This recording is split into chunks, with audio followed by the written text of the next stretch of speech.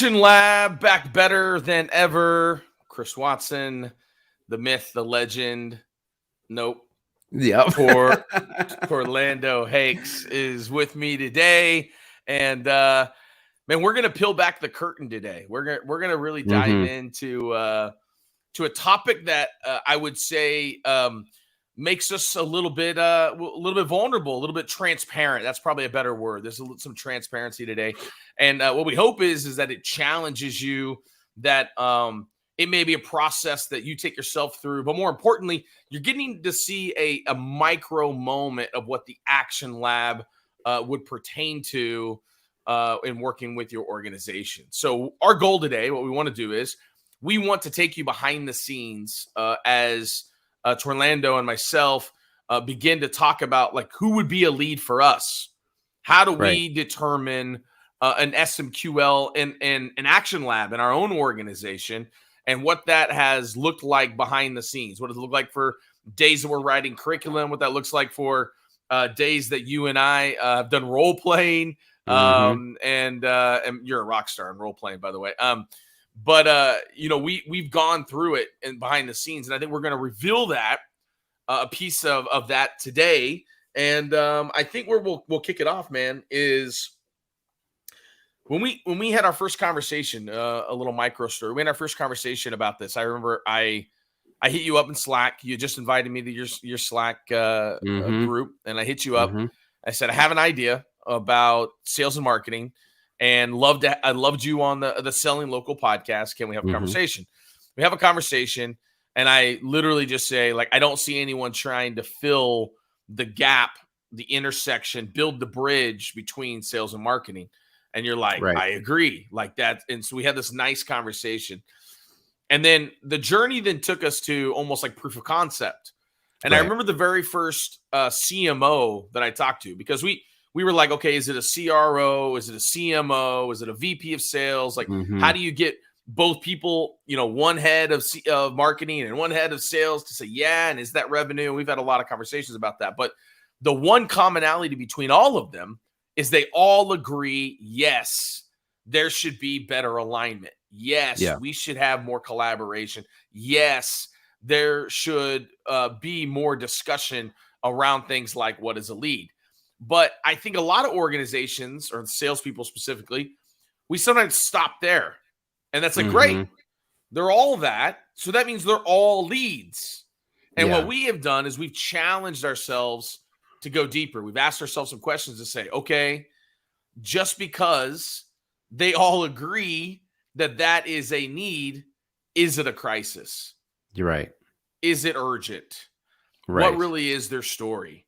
Right. And what is the magic elixir that Action Lab holds that provides them a better future than what they are currently at? So what we're going to do is we're going to take you through some of these answers. We might throw some slides up, but we're going to kind of walk you through where we are at. And quite honestly, I'm going to be bold here for a second, and correct me if I'm wrong, sir, but if you watch this and you disagree and you're like, no, that isn't it, then comment.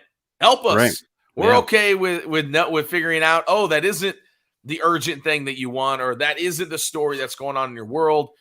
This is through, the 15, 20 people that we've talked to and our years of experience of understanding our own world and just being transparent about that. So let's kick it off with this. Let's kick it off with, what is the story of the organization or the people that we are trying to bring into our ecosystem to then become an SMQL? What would you say that is in your thoughts? Well, my mind goes to a conversation that I had at a kid's birthday party. This is probably last year. My kids go to school and they got invited to a birthday party, go to the birthday party, sitting in the front lawn, and I meet the brother of the mom of the girl who's having the birthday girl. So the birthday girl's uncle, I start having a conversation with him. He is a salesperson and, works in up in the city, and their company is high volume home services. And so we start talking, and, with my product Periodic, that's a really good fit for the home service industry. because all of the sales appointments are dealing with time. Like you have to schedule a time to meet with a sales rep so that they can provide an estimate. And so obviously I saw this as an opportunity to, do a little digging and see what would happen, and bring up the app. And what he said was, I would be terrified of that product because I have to do so much pre-qualification, because most of the leads that I get are junk. They're a complete waste of my time. They're not ready. They're low ballers. They don't have the money, on and on and on. He was talking about how the lead quality was so poor in his company, and that he couldn't just open his schedule to free open, season on his schedule, because he would just be wasting, his time and reducing his commission. And so that really, when you came to me and said, I think that there's this problem, I was like, hell yeah, there's this problem, because I nearly can't sell my product to sales teams because they're terrified of the lead quality being so bad that it's going to take up all their time and reduce their ability to bring home the bacon. So I want to solve this problem. Like, I need to solve this problem. I think we all need to solve this problem, because for a company, and I think leaders thinking about this, you are wasting so much money on both sides of the aisle, marketing and sales, by not understanding what a good lead is, by not being able to attract them through your marketing, by wasting your salespeople time with leads that aren't qualified. And then that build up and the lack of trust that happens as a result of over and over and over getting these junk leads. Yeah, great. Our MQL numbers are up, our impression count is up, our ebook downloads are up, all great, until you get to the conversation and it's like, this person just doesn't have the money. Bottom line, we can't help this person because they don't have the money. So, to answer your question, in thinking about who we could help, it really did center around that crisis, understanding what the crisis level event is. And I feel like we've been very critical about assessing whether or not this is a crisis level event. Because we had, in a couple of episodes ago, we talked about the crisis level event, and I said, it's not enough to be a problem. People can solve their own problems. Mm-hmm. In a crisis, they need help. Mm-hmm. So our question to ourselves has been, is this lack of alignment, is it an actual crisis? Is it causing enough of an issue in a company that they would be willing to hire outside help? Yeah. I think you made a really good point that if you, even in our own organization, if you don't define what a lead is, it's erosion occurs. And as we all know from 8th grade physical science, mm-hmm. erosion happens over time, and it happens piece by piece, and it weathers the foundation, and eventually it cracks. And I was in Galveston, Texas in October, and I just saw, that's a cool town. Yeah, it is pretty dope. Yeah. We were right on the beach, and I saw a house, because of erosion, fell in. It fell in, man.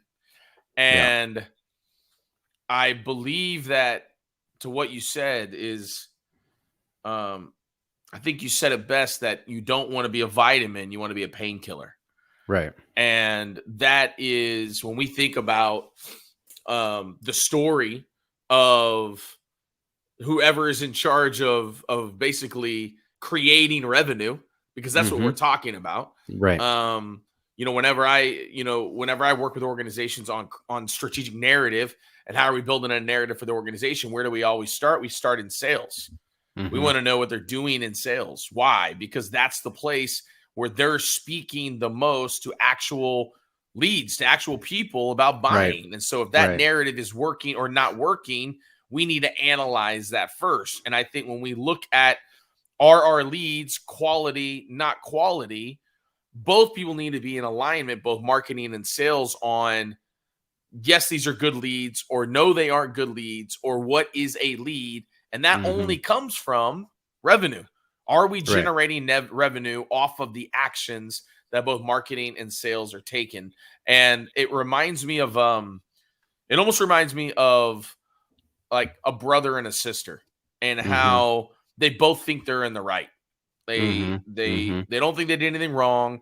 They both think they didn't. Oh, well, it was mine, and I did this, and they did that, and I did half of it, and I called front seat, and I called seat back, and no, I said we were going to watch this show, and it's all about perception. Yeah. And so I think that as you stated, I think that the urgency is the difficulty in this is that we're educating on the urgency. We're educating on that this is erosion. We're educating it on, you need to go ask the tough questions of your sales and marketing teams, because there's a silent civil war going on. It may not even be something that you can see. Now, I think last week we uncovered something big, because we were role playing and we were talking about, like, okay, what if we got a sales leader on? What would that conversation look like? And we went back and forth and we talked about it. And I think the thing that we kind of discovered is that it's the Hatfield McCoys, that they expect there's always going to be conflict. Right. So it's hard to believe that there's something like Action Lab that might be able to subdue the conflict. And I think that is the danger of the magic pill sometimes, that it's hard for people to understand. And so I think where we are at in our market research is, number one, we put out a lot of content on LinkedIn Live. Every week we're diving in. We are on this show. We're putting information out there. We are also talking to people that are there in the space, and asking them, well, what is the urgency? What is your story? Where are you at? I only ask for usually 9 to 12 minutes, because that's all I need. I just need a few answers to see if we're tracking. And I think we're trying to still develop, well, what is our lead? Right? What is our lead? Why are we doing that? Because too many companies out there are rushing to say this is a lead, because of the ebook download, because of they clicked in 3 spaces, or whatever it might be. But we don't have the capacity, the time, to your periodic conversation, to be talking to people that aren't leads. And so I think there has to be almost a distilling process to really determine what is a lead, because you can't communicate the story of urgency of a better future, of the crisis they're in, until you understand, well, who is my lead? And I think that is the key, is that and I want to hear your thoughts on this, is that, are there companies out there that are hurting themselves bringing in leads because of the story that they're telling through marketing, that really they're not setting sales up, or they're not setting revenue, so to speak, up properly for success? Yeah, for sure. In my former company, I got to a point where I had built a sales team, and the production was all delegated, and then I brought on a new marketer. She was real smart, had an MBA, and I brought her on right before our slow season, which was a little bit of a bonehead move, because really I should have been, buckling up and, getting ready to hibernate. And here I go bringing on overhead expenses. Bonehead move. And there was so much urgency and fear in, how do I get this person to produce new revenue, drive new revenue as soon as possible. And so I gave her a list of different activities and things that she could try, and said, go do that. And she did it. They looked great. It was polished. Didn't work. The campaign fell flat on its face. There was so much of it that I just put in all this money to it. And I was just like, why did this happen? And she was like, I don't know. And I was like, well, I'm thinking to myself, why don't you know? Why don't you know? And then finally I just said, well, okay, if I didn't give you any direction whatsoever, if I didn't tell you to go and, make these flyers and have, our crew that wasn't working because we were slowing down, having, hand out flyers and stuff like this, what would you have done? And she said, well, if I was in a laboratory. And I said, yeah, if you were in a laboratory, what would you have done? She said, I would have started with analyzing the current data. Like I would have started by getting a deep understanding of our current customer base and understanding who they are, where they live, what kind of media do they consume, what's important to them, why do they get their house painted? It was a house painting company. I would have tried to understand that first. And I said, well, okay, well then let's just do that then. Because me just jumping in and saying, go do this thing, to go execute on this idea, this random idea that I had, because I'm trying to get you to revenue fast. And I don't trust that, data science is going to get us to revenue faster. Well, the reality is that it will get us there faster. And so, what you're talking about, Chris, the idea of including salespeople, especially early on when you don't have a clear picture of who your lead is, early on, including your salespeople in the effort to absorb information and get an idea of the identity of these buyers is so massively critical, because what it will do is it will speed up the time to understanding who the ideal target is. So you're not spinning your wheels producing new content, producing all this stuff and not knowing who you're talking to. And so I think that was one of the things that we've been doing. I think it was important for us to start creating content so that we could just get a cadence of working together. That was really important to me, just getting stuff out there, but more to kind of pressure test the concepts and to get feedback from the audience. And then, what was it, 2 weeks ago, I said, Chris, I need you to go talk to 10 people and just ask them if this is actually a problem. To like ask them if this is really a crisis. Is this something that they deal with? And I think what we came up with was the fact that for most businesses, at the end of the day, they care about making more money. And if you as a company, if we as a company can help them make money, then there's at least something. But if we drive a little bit deeper than that, why aren't they making as much money as they should be? And that that little piece of, that I think is what almost any business needs to start with, is why isn't this sector, this segment of the market, why aren't they making as much money as they should be? And that is, I think, the start of the problem that we start attacking. Yeah, I feel like there are a lot of brands out there, a lot of organizations out there that all consume their content. I'll even rah. I like that. That's awesome. Yeah, that's pretty cool what you guys did there. But I've never spent $1 with them ever. Right. And I have been presumed as a lead many times. The email I got, the email I got, the DM I got, the email I got, the DM I got. And I think that we have a lot of people in our world today, the way that culture is. We have a lot of people that consume a lot of content, that peruse a lot of potential products and services they think that might be able to impact their business, but they're not actually the ideal buyer. They're not a lead. But because the organization hasn't defined what that is, by one, if you have customers, tapping into them, or two, you're pre-revenue, you have no customers, going into the market and asking and hearing and listening, having real conversations, honest, vulnerable. I don't have it figured out. I want to know more. You're actually the expert, Mr. Buyer, in this, not me. Can you give me some insight? Which is how I've approached every one of my conversations. Like, I'm not the expert. I just want to know more. Can you help me? Can you guide and direct me? You seem like the expert.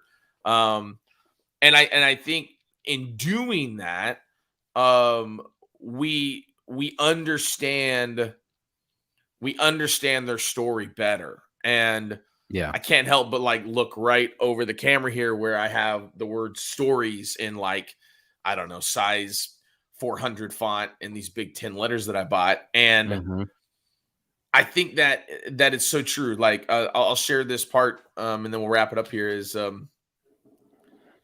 think every organization has a story that they tell themselves. I think it's the same for individual people, but I think every organization, the leadership, the C-suite, those people trying to create revenue, they have a story they tell themselves. Like, we want to be credible in this, or we think our product serves this, right? That's the story they tell themselves. And they take actions based upon that story they tell themselves. Because they tell themselves that story, that's the way that their marketing is going to be put out. And that is the way that the leads are going to be generated. And that's the way that we expect the salespeople to sell.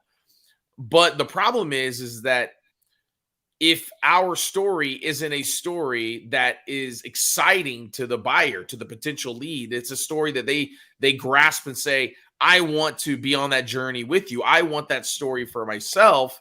Then what happens? Well, you get a lot of people that are like, high five, that's a cool story. I want to know more. Click. Right. Well, I didn't say I wanted to buy into your story. I just wanted to know more. Right. And then we have these people that they never buy the book, but they're happy to download the free Kindle version. Right? They're happy to get the 3 pages in the sample to say, oh, yeah, I read some of it. I didn't really like it. Or they're happy to go hop into YouTube, or they're happy to go watch the movie and not actually read the book. And so I think the danger that we have is that if we would just tap into the stories of our customers, tap into the stories of the people that we think could be our lead or our customers and ask them, our ideal buyer, we would learn so much more about the story that we need to be telling. And I think that's where Action Lab is at, is that we've almost hit like the Holy Grail, because we know we're going to get a lot of high fives. Yeah, there needs to be alignment. Yeah, they don't collaborate, but we don't believe that's enough.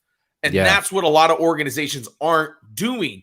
And they have the resources, Torlando, to do it. We don't. It's just you and I, and we're having to dive deeper. Like, we could probably talk someone into doing something, but they wouldn't be a true lead, and it wouldn't even help us and what we're trying to grow here at Action Lab. And so I think we have a lot of people that are missing this idea of are we telling ourselves a false story, and are we then taking actions based upon that story, where we can then tap in to the market and tap into social media and tap into our current customers.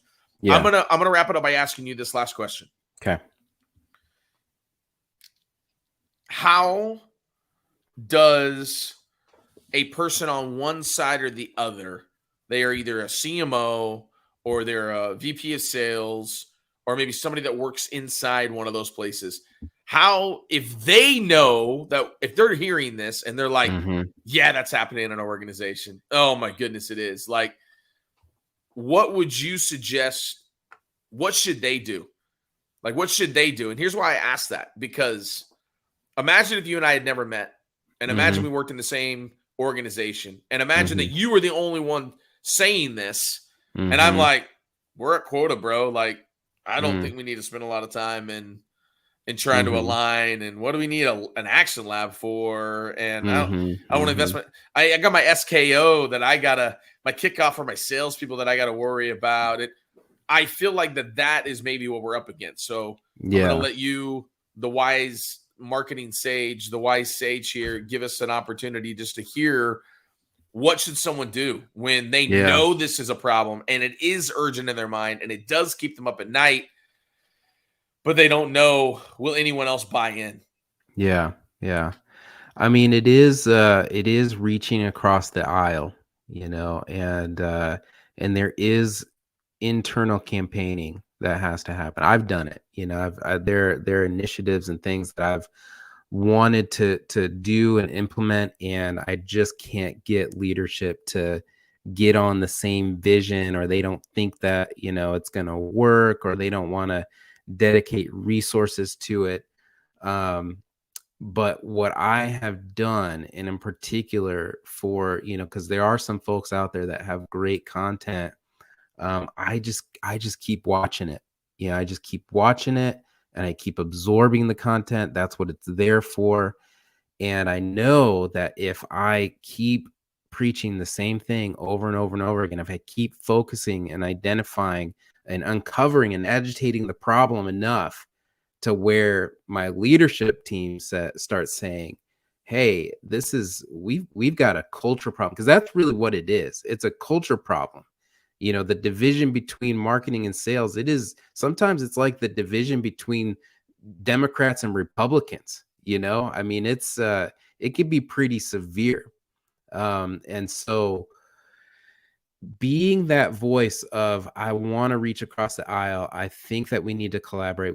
I want us to build a culture, just being that beacon of light to your company, and advocating for the idea of getting together and working things out, sharing content. This is very shareable content.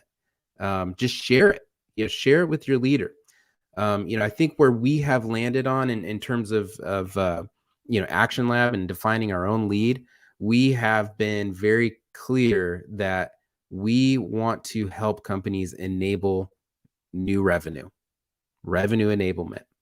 And so if you are part of a revenue team, and that is both sides of marketing and sales, we want to talk to the leader, the one that is going to identify and see, I think we're out of alignment. I think we have a culture problem. I think we need to do something. I think we need to have some type of an event, or we need some type of an outside thing to do to bring people together and to get at the bottom of what a lead is, what is their crisis level event, and what is the magic elixir that we're going to provide to help them accomplish their goals, get out of trouble.